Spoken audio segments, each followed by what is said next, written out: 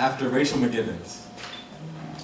The second time, no one expected a color as black to shift to anything besides itself. But from this water, wherein there are no hands to seek out a black thing you don't blend in with, a boy begins to see his own hands in the dark, teaching themselves to swim. And we called this a burgundy, until he reached the water's current in his own eyes, and they opened to a tub that was no longer an ocean worth drowning in.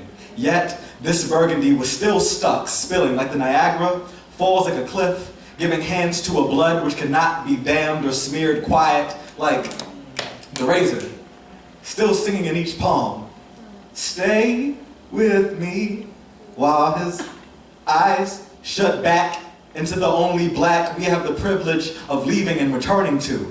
And once he has folded in the blood, and the cup of his praying hand hides the razor, there was a church with pews and no God, but there was a burgundy that screamed what it took to get to a prayer, collapsed in awe, and stitched the wrist wrapped in gauze back to a pulse. Burgundy stretches when he stretches, and rubs its face all over the pale of his Band-Aid.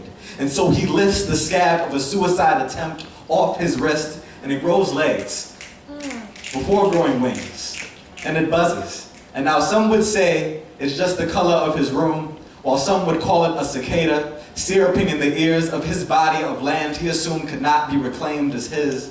And here, he has renamed each recurring unwanted color to white, as this act of rebellion against any trying to kill him, and even his own want to no longer live. And so he is, and is a brown work in progress, unlearning to hate his and begin to unpack layers of an endless black and burgundy and black and burgundy.